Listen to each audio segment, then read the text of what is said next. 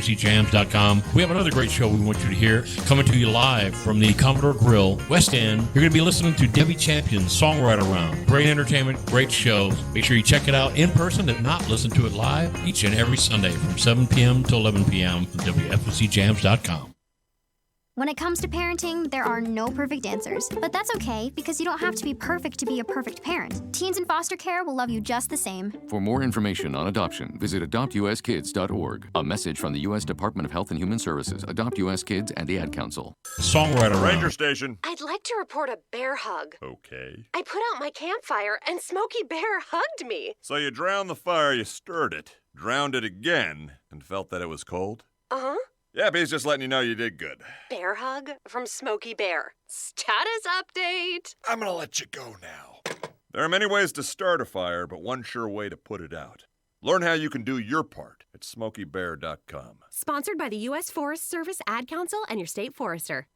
In the wake of a disaster, what one thing can you send that will help people the most? A blanket, a tent, a sandbag, a doctor. Actually, if you send a monetary donation, you send all these things. Even a small donation can make a big impact and can quickly become exactly what people affected by disaster need most. In the wake of a hurricane, your monetary donation can make a huge difference to those in need. To donate, visit supporthurricanerelief.org. That's supporthurricanerelief.org. Brought to you by the Ad Council. Hey, this is Mark with WFNCJams.com. Make sure you check out TSAI, the first Saturday every month, coming to you live from the Opry Mills Mall from 5 p.m. to 7 p.m.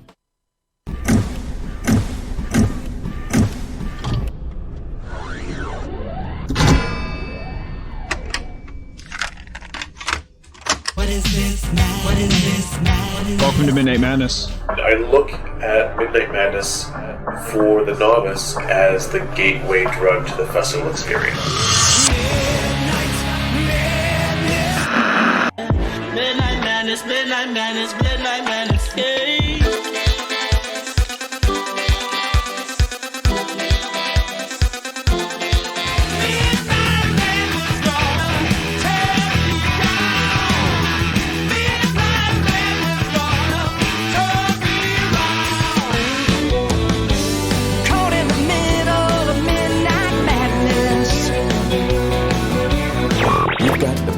Madness. You're gonna get it, the Midnight Madness. You're gonna get it, the Midnight Madness. You're gonna get it, the Midnight Madness. You're gonna get it. And now the Midnight Madness Show. Here's your host, the DJ Doctor. Hello, everybody. I am Mark, your DJ Doctor, here in downtown beautiful Manchester, where it's always sunny and 72 degrees, even when it's dark out. Almost as beautiful as the hillbilly one. How you doing, Jason? I am absolutely wonderful, sir. Sir, did my dad walk in or something? Wow. You're not getting a raise no matter what you say. Why don't you introduce the young lady to your extreme left? Yes, we have the one and only Miss Velvet Presley. How you doing, Rebecca? Good. Hey, you were talking on the last show about Cheap Trick. Cheap Trick, yes. I love Cheap Trick. Yes, on this day today, Cheap Trick went #1 on the U.S. singles chart with The Flame. That's my favorite Cheap Trick song of all time, actually. And it's their only #1 song, but still. I love those guys. Again, I have affiliation with them because Robin Zander and I were both born in the same hospital room a few years apart. He's a little older than me. But so they played my high school several times when I was, junior, senior in high school, and they were just Cheap Trick. It was just Cheap Trick. Nothing big until they went overseas to Japan, and then they were Cheap Trick. So, but they'll be playing here at the Exit 111 Festival. I am so excited to see them again, so it'd be cool. They couldn't pick me out of a police lineup, but by cracky, I know every one of them. So that's all that matters to me.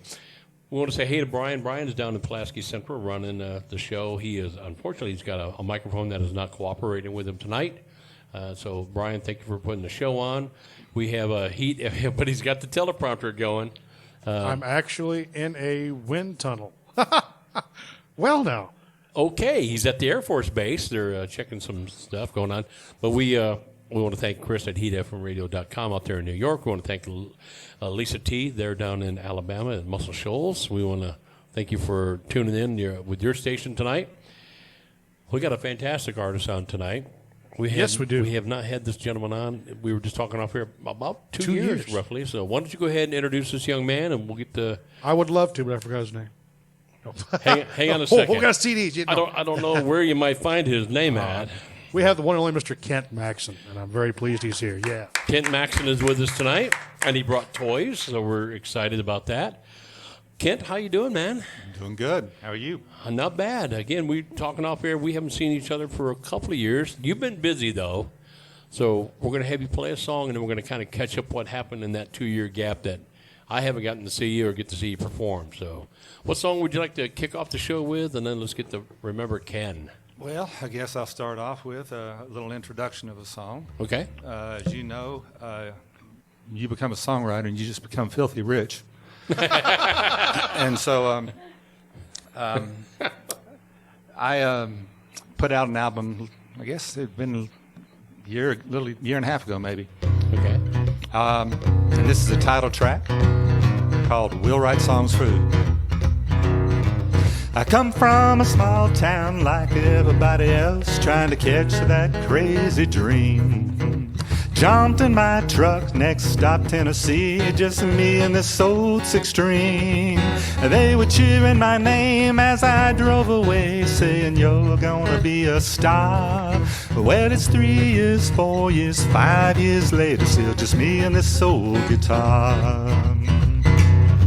I'm 200 shy of this month's rent, and those online streams ain't covering shit. They don't pay you a dime down on Broadway, and you can't spin the likes from your Facebook page. Our Music Row and the radio are locked up and we can't get through. There ain't a whole lot of things in this world I can do, but I will write songs for food. Oh, there's barely any music in the music biz, and all the new stuff sounds the same. Looking at the songs at the top of the charts, they say it's country, but it ain't.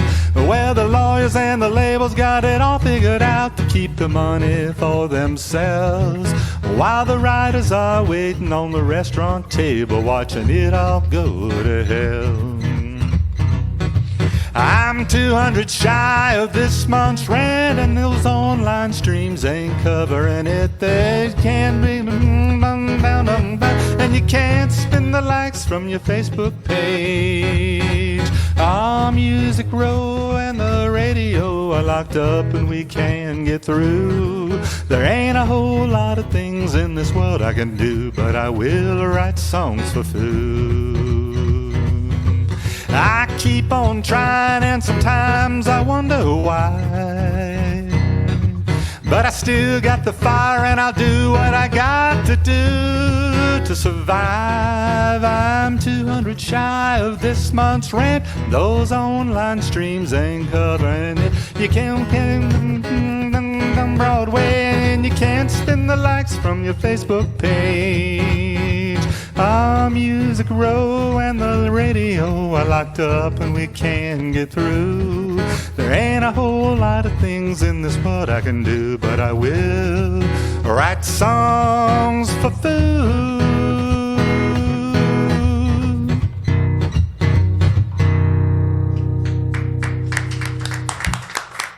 Kent Maxson is with us tonight. So, again, the last time we saw him, he did one of the very last shows we had at the Last Chance Saloon, again, almost 2 years ago. So, was that the reason it closed? Or? Well, I didn't want to say that on air, Kent. I appreciate that. Yeah, I mean, if a nice check would come our way, it would be nice, but that's all right. No. Since then, we've gained a couple of more radio stations been checking in. We got a lot more countries been checking in on us. Let's kind of rehash some old stuff. Where are you from originally? Well, I grew up in West Texas, primarily Midland, Texas, but I went to college in Lubbock. Okay. And that's basically from about third grade on is where I lived, out in West Texas. Okay. So what got you to Nashville? Was it the music itself, or? It was a combination of things. I mean, one of them was a broken heart. A girlfriend broke up and told me to go somewhere, and so Nashville was on the map. I couldn't find the other place. And it's way south. That's in Michigan. About, yeah, it's so in Michigan. Yeah, good call, Jason. So that was one of the reasons. And then I had done an album, did 3 albums out in Lubbock, and I'd been out to L.A. And I thought that was really where I was going to end up. But my producer at the time was Lloyd Maines, and okay. So I talked to him a little bit, and I talked to some of the guys around there, and Nashville was the place that came. I had a phone number for someone I could stay with for a day, and I went in, and they gave me another phone number, and that guy, his roommate had moved out, and next thing you know, I had a place to live, and I had a guitar, and I was ready to go. Excellent. Now, how long has that been? How long have you been here? Well, I've been here twice. I originally moved here in September of '83 and left in January of '92, and then I came back in January of 2013, and God willing, I won't be leaving again. Oh, that's good. Yeah, you kind of got a home here in Nashville. You seem to carved out a pretty good niche here. So you rub elbows with some pretty cool people. You got a good songwriting group around you. Do you write most of your stuff by yourself? I see you got a lot of co-writes. Do you do more co-writing than anything else, or do you solo write too? The solo writes, I did those, back in my early days, and then anytime I do a lot of instrumental stuff, like for backgrounds of TV shows and movies, and that kind of stuff. And that stuff I don't mind doing by myself. Okay. You're kind of in this town for me. I'm kind of you're going to hit a specific genre, I guess, and it's kind of interesting. This is kind of off the subject, but I was walking back over there in your building, and I came across the French horn. I had a flashback. I was a French horn player in high school. Oh wow! So, and being a music major, I played a lot of different instruments, and so in my studio at the house, I've got every kind of instrument you want. Being that computer. And trigger with the keyboards, and then so I really enjoy the freedom of doing that kind of stuff. But when you're doing a co-write in this area, you're pretty well locked into country or an offshoot of like Americana or folk or something to that effect. Right. Well, what's been the biggest thing you've seen change since you've come back the second time versus the first time from Nashville? First time around to now. I'll give you 2 things. First thing is the pay. Okay. It's really become that people ask me, how do you make a living as a songwriter? And I say it's easy. You run an Airbnb, which is what my wife and I do. And then the second thing besides the pay is that I can remember, back in the 80s being able to call up somebody or drop by their office in a couple of situations with my guitar, and I could literally walk in and go and play them a song or drop a tape off. Even when you get a pitch sheet around here anymore, you'll see listed on the thing, no unsolicited material, and you'll find, 85% of the doors are shut until you work your way through the network. And getting through the network is pretty tough, which is another reason why I do a lot of co-writes, because the kids I'm writing with are just incredibly talented. And as there seems to be an age limit for some things, and so if I write with these kids, I hopefully I'm teaching them a little bit of what I know, right? And then they're getting deals, and it opens up some doors for me. Now, has the actual art of songwriting changed quite a bit too since the first time around? Nashville looking for something different than what they did the first go? Yeah, I'd say there's a lot from my perspective.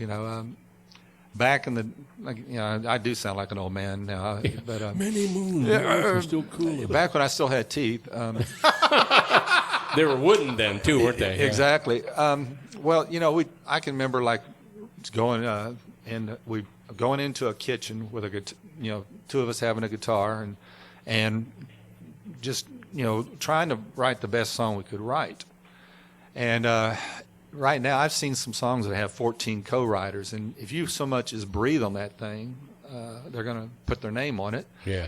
And they have track guys, which are basically people who are putting down the instruments behind. A lot of the best songwriters in town can play guitar, just the 3 basic chords, 4 on a good day.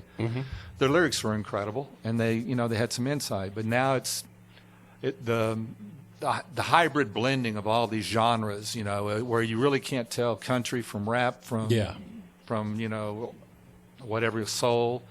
It kind of makes it different. You have to be. That's, you know, and to the plus to that thing is I've had to stretch myself to do things that I never would have done, you know, earlier in my life. So I picked up a couple of new tricks, and I've had to force myself to learn some new things. Well, welcome to Nashville, huh? Right. 2019. Why don't we go ahead and play another song here real quick, if you don't mind, Kent? Well, I think I'll take a little bit more of a, since we were just talking about my friend Randy Fincham. Randy, I hope you're still watching. If you are, you know, contact us back here. Yeah, Randy and I are... He said you demand. Oh, so he's on. Okay. Randy, when I moved back, Randy was the very first person I wrote with after all those years of being away. And so we wrote a lot of songs, and I went out to hear him play one night at the Commodore, and he did this song, and it was a great song, but he did this one line. I thought, oh my gosh, that line is a killer line. So I approached him and said, Randy, yeah, it's a great song, but you missed the hook. And so I said, can we take that line and can we write that again? He said, sure.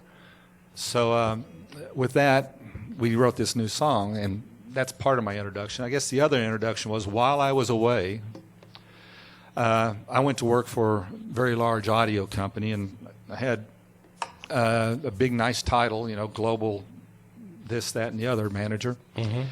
And so I did the corporate thing, and I made a lot of money. I do miss the money, but it was not a happy life in terms of the rewards.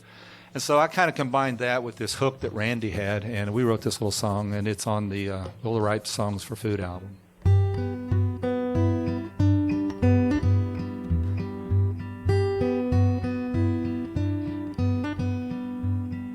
The tip jar's filled with bills and change. The whiskey's cheap, and I made a few new friends. Yeah, life ain't so bad when someone pays your tab at 3 a.m. I sold some CDs and a few t-shirts, gave an autograph and got a phone number. Lord, I love my job, I can't really call it work.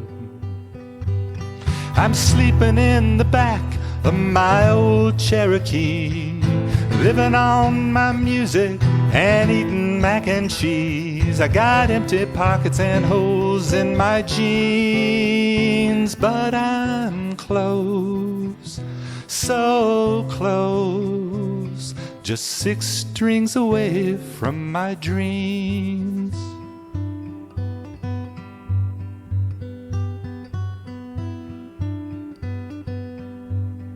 I sat behind the desk before I finally found my place on top of the world, singing on a smoky stage. Yeah, you can keep your suits, I'll keep my cowboy boots and this guitar. With paper and a pen and a 3-chord melody, everything I am comes pouring out of me. To be true to myself, I can't do nothing else but sing. I'm sleeping in the back of my old Cherokee, living on my music and eating mac and cheese. I got empty pockets and holes in my jeans, but I'm close, so close, just 6 strings away from my dreams. I'm sleeping in the back of my old Cherokee. Sometimes it's so hard, but there's no place I'd rather be. I got empty pockets and holes in my jeans, but I'm close, so close, just 6 strings away from my dreams. the tip jar's filled with bills and change, and the whiskey's cheap, and I made a few new friends. Kent Maxson, everybody. Kent, you brought toys. We're going to talk about them here real quick. You brought a couple of CDs. You brought a live DVD. That's pretty cool. Live at Douglas Corner Cafe. Yeah. How long ago was this one recorded? When was this? That would have been the September of 2006. We got married in 16, right? 2016. Okay. So it's fairly recent. I love your little comment down here about the band. He gives credits to everybody on here, all the co-writers, and then the band down here, he's got 5 artists that's on the band credit. But I love it. He goes, the best band at its price range. There's actually a little. One of the people in there is Kent Blasey, who's just an incredible human being, and Steve Bryant. If you know, I mean, he's played with Ricky Skaggs, and of course, Kent, wrote all the stuff with Garth, and Kent just is. When I came back, he was kind enough. I asked him, I want to put together a small band to be able to do this CD release party. So he brought in these Cracker Jack players, and we had like 2 rehearsals to go through it. And one night someone made a mistake, and he said, "Well, this is the best band of money, at our price range." And I thought, gee, I couldn't afford you guys on my best day. They're incredible people. I was very fortunate. So now, where can they get either one of these 2 CDs and the DVD? Can they get off your website or? Yeah, the way I get paid the most, which is what I'm always worried about. My website, which is www.kentmaxson.com. A lot of people leave out that S, but that's okay. I actually went and bought that domain name too. So. Oh, did you really? So you get the best of both worlds. Right. I get more hits off of it, but that's Isn't that wild? So it's cool. You got a list of people that we knew on here. Steve Rempus. Wasn't he up with Randy for DJ of the year? I believe, and I think they won that. Did they not? I think they won that. So, Randy, you can correct us. If not, just lie and say that you and Steve won Best DJ of the Year. But you also got on there, Mr. Garth Brooks is on there. You co-write with Garth. He? Never heard of him. Yeah. So, you told a story, 2 years ago, or maybe the first time I met you, about when you and Garth was writing in a little house in an alleyway, and you kind of were like, "Hey, we made it." It was kind of a little sarcasm. It was funny. Can you remember that story? Can you? I'm not sure. I know the house. It doesn't stand anymore, but they've torn so much of the music road down. Yeah. I just remember when I was talking earlier. We were in this kitchen, and there wasn't a stick of furniture in that place except for his manager's desk in the front bedroom, and then we were in this little kitchen table, and you looked out through the screen door, and there was the alley, and it was the slums on the back side there, and we were just sitting there, and we were both, he'd come from Oklahoma and I from Texas, like, we made it, we're on Music Row, and you're looking at nothing but dirt and worn down old apartments and things. No, that was the first time you were in Nashville, right? That was. I started writing with Garth in 87. 87. Wow. Now, how'd that come about? How'd you? Do you want the long version? Or well, whatever you feel comfortable with. Well, people ask me, how do you get to write with Garth Brooks? I said, well, it's easy. You sell Randall Tex Cobb a stereo, and they think it's what? So I used to work at Circuit City, and one day I was told to throw this guy out of a store. He came in. He was dressed like he was in rags, and he looked like he was a homeless person. My boss didn't want him in there, so I was the biggest guy in the store. So he said, go throw him out. So he was sitting down on the end cap, and I went over and as I got closer, he looked familiar, and I said, you look familiar. And he said, Randall Tex Cobb. Damn glad to meet you. Yeah. And so we started talking. He was from Abilene, and my parents lived in Abilene at the time. So he said, what's a Texas boy like you doing out here? And I said, well, I'm one of those songwriters. So he introduced me to his wife, who was there, Sharon Cobb, who was buying a stereo. And so I spent a little bit of time, sold them a stereo, and they said, we'll buy it if you'll come put it together. And I said, well, I'll put it together if you'll listen to my music. So I go over to their house, put together the stereo, and I put in my cassette, and they listen, and Sharon says, man, you're pretty good.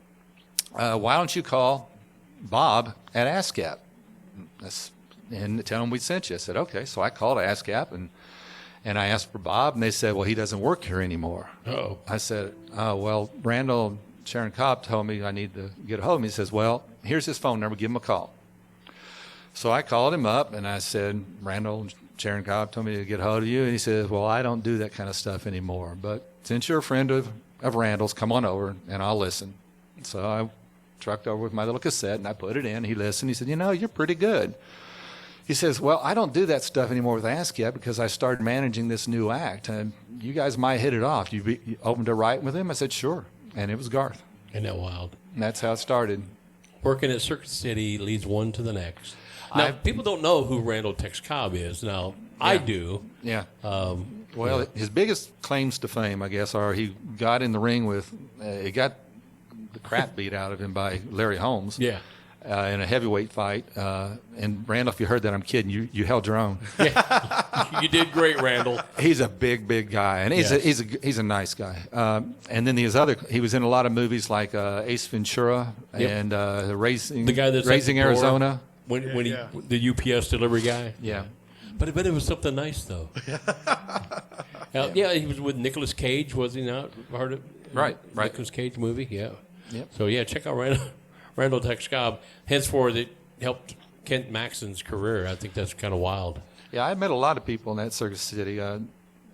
You got to want to hear another weird story. I'm full of stories. I we can't love sing. stories. Okay. Yeah, we love stories. So, all the way from going back in, fourth grade on, I'm writing my songs and I'm sending them off in the mail to different artists. And most of the time, you didn't get anything back. Mm-hmm. Every once in a while, you get someone unopened. We know unsolicited material and that kind of stuff. And so I sent one off. I guess I was in high school or college at that time, and I sent it off to Kenny Rogers, and I actually got back a response. And the guy critiqued my songs and told me, this is good. You need to do this differently. Keep working at it, and keep in touch. And I saved that thing. So I'm working in Circuit City one day, and I sell this cassette deck to this guy, and I went over to the computer to ring him in. I asked him his name. He said, Ken Vassy, and I said, I know you. And he jumped about a foot off the ground and everything, and I'm kind of big, so I knew I scared him. And I said, yeah, you work for Kenny Rogers, right? Well, he ran Kitty's publishing company. He said, yeah. And I said, well, I sent you a song, and you sent me a feedback on it. And he said, well, you're a writer? I said, yeah. Would you like to write? Yeah.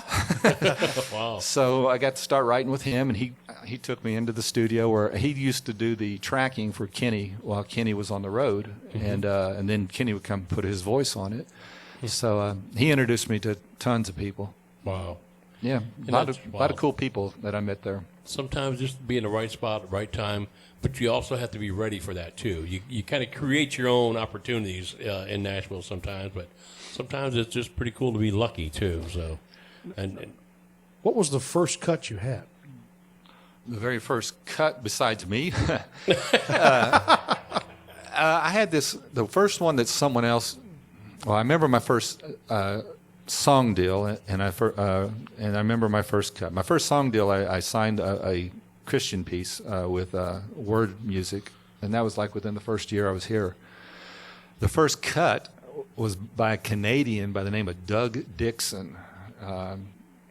Floyce Kirkendall, who was the Kendalls, if you remember them. Yeah. Mm-hmm. Okay, well, their real name was Kirkendall, and the brother of the father, that sounds kind of incestuous, but the brother of the father ran a publishing company, and he signed this song I wrote and got it recorded by a guy up in Canada, and that was my first cut. Now, you had just not too long ago a cut going on over in Ireland, did you not? I'm sorry, what? A song going over and getting some airplay in Ireland? Well, I had Ireland's been good to me. The first thing that happened was I had 3 cuts by a lady by the name of Mary Duff, and I'm told she's the queen of country music over there, and she's got a great voice, and she tours the world with Daniel O'Donnell, who is like the Elvis of Ireland. Okay. And so she did 3 of my songs, and 2 of them were co-writes with Garth. And then her record label contacted me, and they asked me to start writing with some of their other artists. And that led to me writing with a guy by the name of Jordan Mogi. And if you want to hear real country, I mean absolute real country, find Jordan Mogi. So Jordan and I and Gerald Smith, I don't know if you know Gerald. Oh, we know Gerald. Yeah, we love Gerald. Okay, well, so Gerald and Jordan and I started co-writing together. And we wrote, I don't know, man, we've probably written 100 songs by now. But Jordan took 12 of them and put them on an album. And it was voted one of the top 10 albums in all of country albums in all of Europe. And they said it was the best country album to ever come out of Ireland. Oh, wow. And I'm really proud of that one because if you just need to hear that boy's voice. He is really incredible. It's kind of a mixture between what'd you say, Cindy, Don Williams and Hank Williams, maybe? Oh, wow. He's got and his idol is Johnny Cash. He's got a little bit of that in him, too. So what's going on with him? Is he making it stateside here anytime soon? Well, he's been here once okay. And stay with us. And we keep talking about us going over there, him coming over here. But, you know, it's in the cards. We write we try to write once a week through Skype. And, okay. It's fun. That's cool. Well, Kent, why don't you go ahead and play us another tune real quick, if you don't mind? Oh, gee, I only know 3, so. Only know 3. He's written 100 songs with Gerald Smith in him, but he knows 3. You know, I'm going to be really, really either brave or stupid. I've got this new song coming out next week, and I've never played it in public, so you're going to be the guinea pigs. Woo-hoo. What? Yeah, us in 54 countries and 2 other radio stations. Oh, well, good boy. No pressure, Kent. No pressure at all. So I told you I write with a lot of younger kids. Matt Wynn was a finalist on American Idol, a California finalist. And Alyssa Trahan, who's been doing some stuff with Sony Skyfall. They're both just incredible talents and kids. So we were talking one day, and the fact that I was a little older might have come up in the conversation. I'm probably old enough to be their grandpa. And so we were talking about the texting thing and how impersonal some things are. On people have 2,000 friends on Facebook, and they've only met one of them. And then there's dating. And when I was single, I never went online. I just didn't see the point in it. Maybe I'm old-fashioned. So anyway, we came up with this song. Grandma and Grandpa still celebrate when they went on their first date at that little diner 50 years ago. They tell stories about the driving days, so much different than today. That's a time and place I wish I could know. It was holding doors and holding hands. I want something just like that. But why is that a thing of the past? I want a love like in the movies back when they were black and white.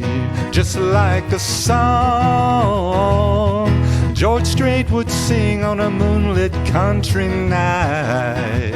I'm a young heart that's looking for an old soul. Words on a computer screen, strangers sleeping in your sheets and waking up to coffee all alone. People making promises that no one keeps, swearing that they'll never leave. They say I do, but then they don't. Built from scratch and built to last. I want something just like that. Why is that a thing of the past? I want a love like in the movies back when they were black and white. Just like a song George Strait would sing on a moonlit country night. I'm a young heart that's looking for an old soul. Holding doors and holding hands, built want someone who wants that. I want a love like in the movies back when they were black and white, just like the song George Strait would sing on a country moonlit night. I'm a young heart that's looking for an old soul.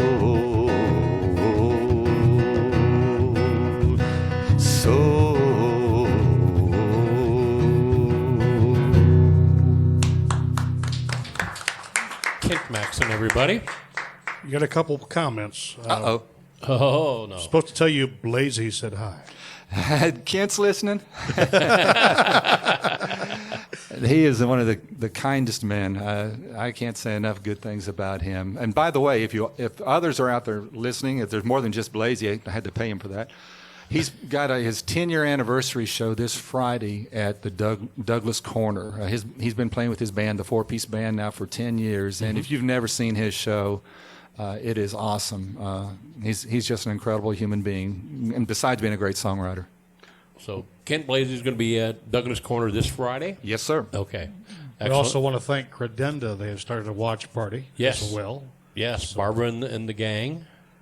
And their watch party goes predominantly Liverpool, home of the greatest band that's ever walked the planet, in my opinion. Oh, yeah. I thought I was the greatest band that ever walked, in your opinion. Well, 4/5 of your band is like really awesome. I'll let you figure out that fifth. It's probably the drummer. I know. It's the one that's terrible.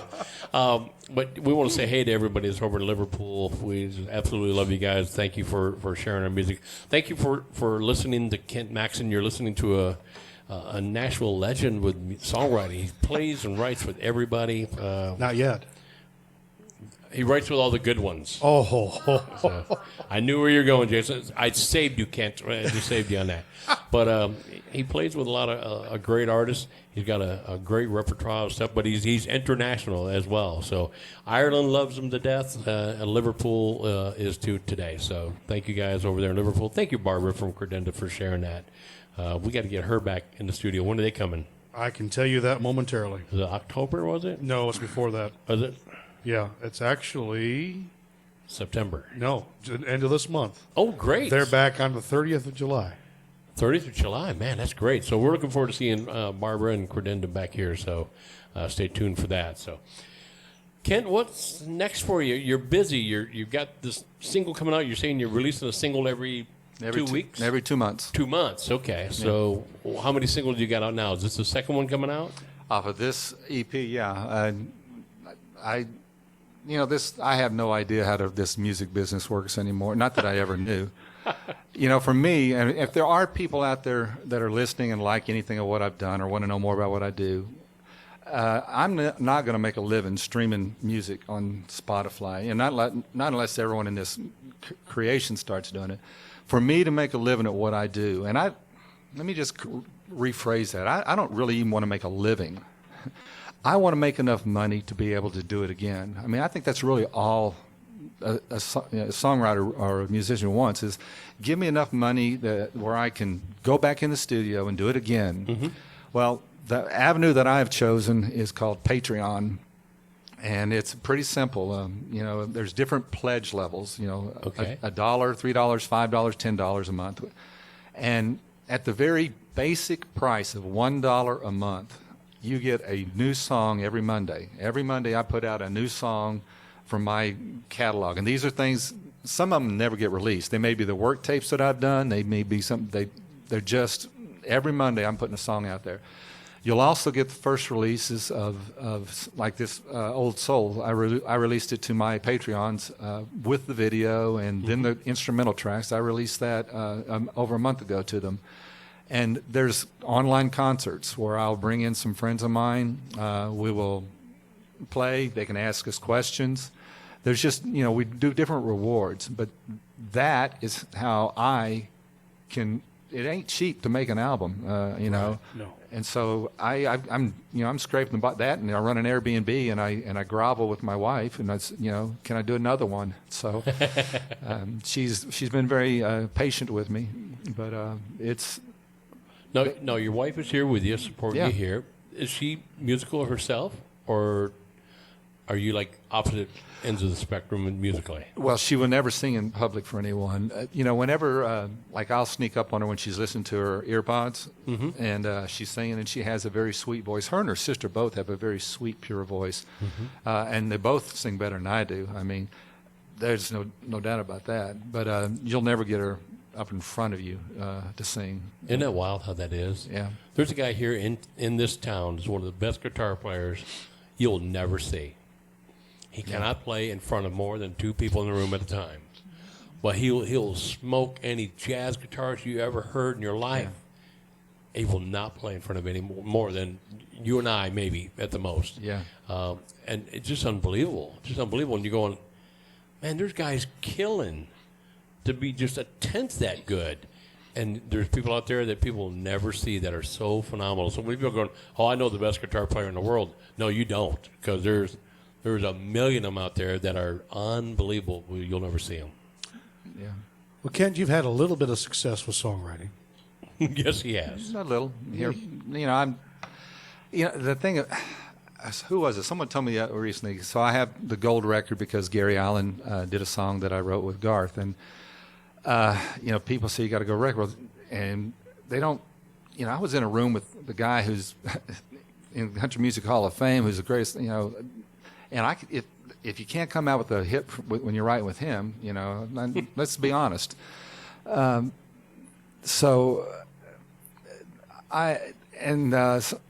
guess the other thing I heard someone say was, when you have a gold record, all it means is you can play for more people for free. Yeah. So it's, and you don't. The currency of songwriting and music is not money for me. I mean, for me, I have to adjust what I think and feel, and understand that if I'm touching people, then I've done something. I want to feel like I've done something with my life, and it's the biggest joy in my heart is to write and sing songs for people.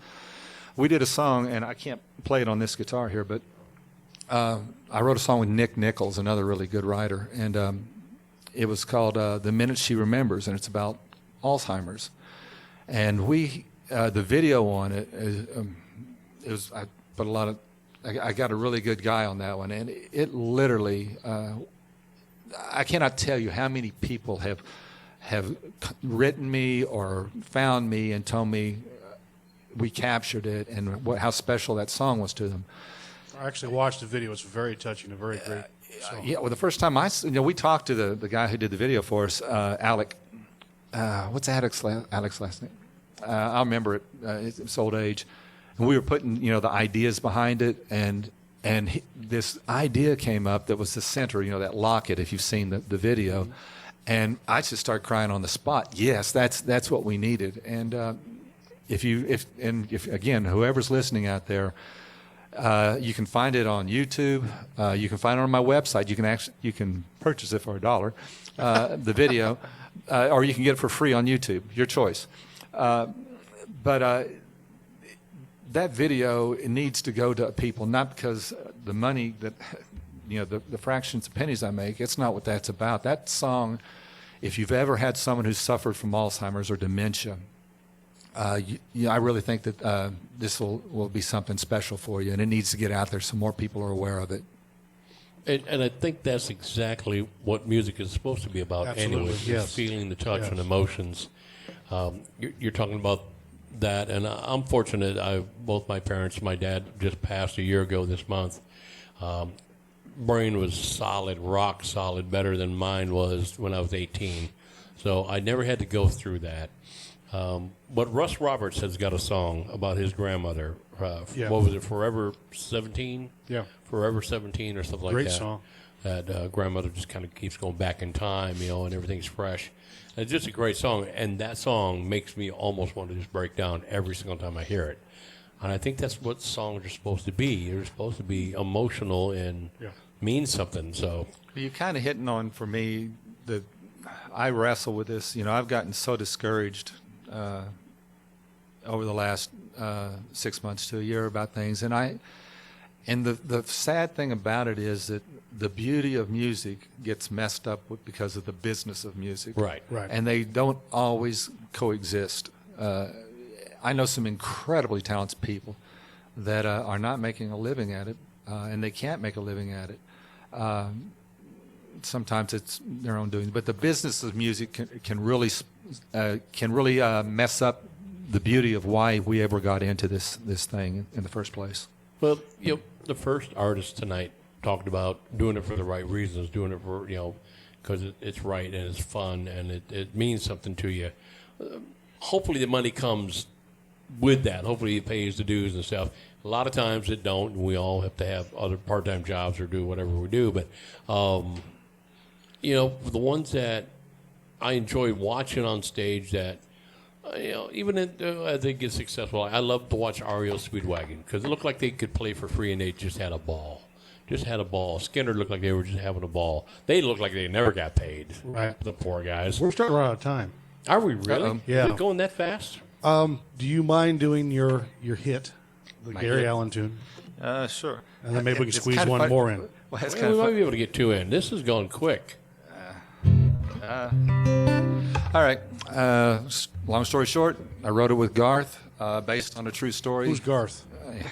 Based on a true story. And Gary Allen recorded it, and that's why people let me play.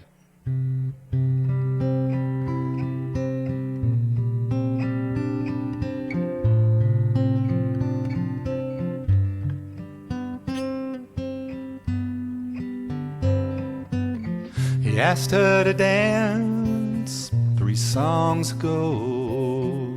Now she pulls him closer as the music slows. The lights are growing dim. It's just her and him and the band. It's funny. I used to love this song. Thought it was our song, but I guess I was wrong.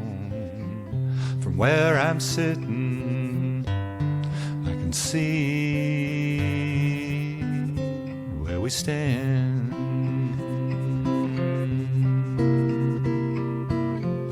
From where I'm sitting, I can see where we stand. She's got her head on his shoulders and her heart's in his hands. Things are pretty clear when a fool understands. Ah, from where I'm sitting, I can see where we stand.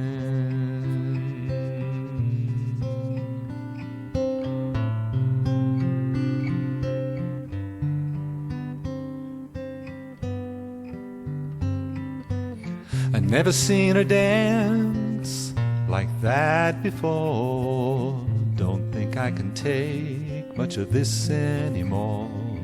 He's no longer the stranger, and it looks like I am. I always dreamed I'd see that look in her eyes, but I never dreamed it'd be for some other guy. From where I'm sitting, I can see where we stand.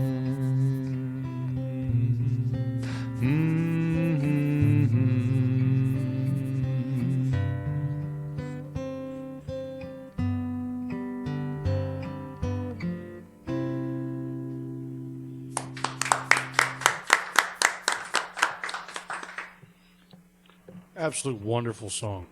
Thanks. Now, what year did that come out? The album came out in '97. I think the single came out in '98, but I'm not for sure on that one. Okay. And you got a gold album. Now, do you get a copy of the gold album? Do you get to keep a copy? Yeah. Well, yeah, I do. I have one on my wall, and I have about 30 arrows pointing towards it when people walk in the studio. Yeah, exactly. Put it on the business card, everything. That kind of stuff. That's pretty cool. That's pretty cool. Yeah, a friend of mine back in the guitar shop back in Indiana, been coming to my guitar shop for a year. I had no idea who he was. It was Jimmy Reiser. And Jimmy Reiser's coming in and out of my guitar shop, and I'm like, it's cool. And somebody walked in and said, "Oh my God, that's Jimmy Reiser?" And I'm like going, "Yeah, okay." Yeah. And he goes, "You don't know who Jimmy Reiser is?" I'm like, he goes, "That's Mellencamp's best friend. He's on every album John ever had. Him and Willie and them and Mellencamp used to do the Farm Aids and stuff together. Yeah. He would co-host him." So I went over to Jimmy's house, and you walk in, there's platinum albums all over his wall. And you're like, what? And he had one hit that made it to like number 4. Yeah. But because he was on Mellencamp's, all of Mellencamp's platinum stuff, he got a platinum album. But he never once, in the year that I knew him, ever said a word about any of that stuff. But it was pretty cool. Yeah, I went over. Knew this guy for a while. I met through another friend of mine. His name was Bob Bullock. Didn't mean anything to me. Well, I went over his house, and he's got like 80 platinum albums. He was the engineer for George Strait, Shania Twain, Steely Dan. So it's like, I better be nice to this guy. Forget those last 3 years. Yeah. Well, Kent, why don't you go ahead and do one more song? We got enough for one more tune, and then we'll say our goodbyes after that. Well, this one is going to be on the EP after this one, and this has become my theme song. It's why I do a lot of things I do. Okay.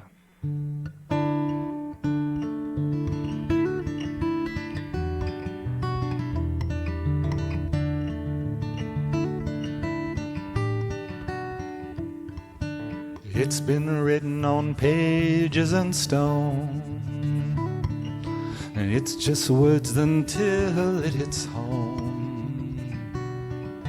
Life is shorter than you think, and the truth is another day is never guaranteed. You're born and suddenly you're 16. Next morning you wake up at 53. Those one day, someday plans you've had, they never came to life. You say you never had the chance. Everybody's time is gonna come. That's the one thing we can all count on. I don't know when it will be, but when it's my time to leave, I wanna die with memories, not dreams.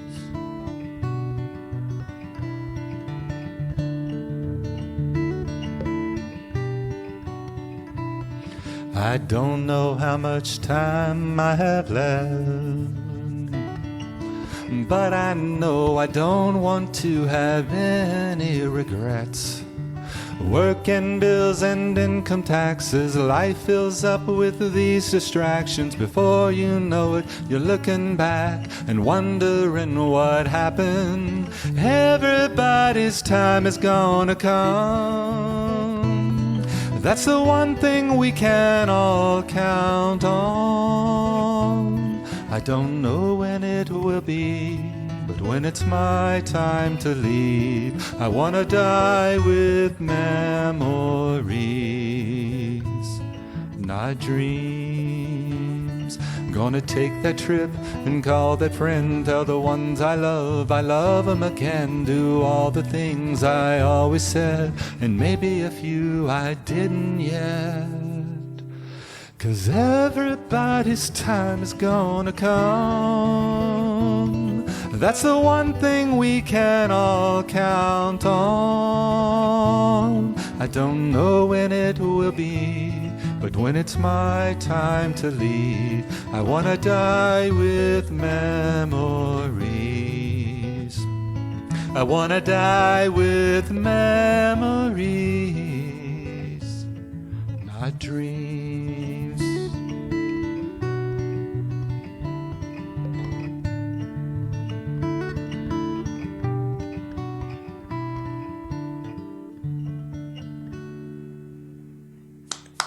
Beautiful, beautiful song. Kent Maxson, everybody. Jason, real quick, what about next week's show? Next week's going to be another great show. Okay. At 7 p.m., we have Allie Seeley. Cool. Followed by Rachel Lipsky at 8 p.m. I'm sorry, guys, but they look better than you. Wow. Wow. So you can see where Jason's heart lies. No, great guest next week. What was that about a co-write? Yeah. You just kissed that goodbye, Jason. Kent, I love you, man. Yeah, Kent, one more time, tell them about your Patreon site so they can make you some money. Yeah, Patreon. It's Patreon. Okay. Yeah, Patreon /Kent, Kent, Maxson, Maxson. And that's all self-explanatory. You can go in there and see, a little tier of how much you can pay a month and all the little gifts and giveaways that he does. So thank you so much, Kent, for being part of the show again. Obviously, you got thick skin because you put up with us for the third time, I think, hasn't he? This is the third time on our show. And he did Randy's show a couple times as well. So yeah, well, Randy's Randy. Randy's cool. Us, he's got a flak jack on, in order to get through. Yeah, what? Flak jacket.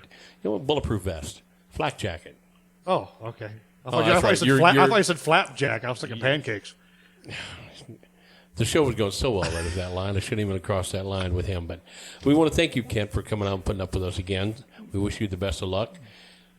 For the one and the only, the IT guru down there in Pulaski Central, Lisa T. Don't forget, check out tomorrow night, Alabama Jams on the Facebook page, the live band, Bad Ethel. And we'll be down there co-hosting that, and Lisa will be there, and Chuck, the whole Heel gang. So check that out. We kick off the new radio station tomorrow night, Alabama Jams.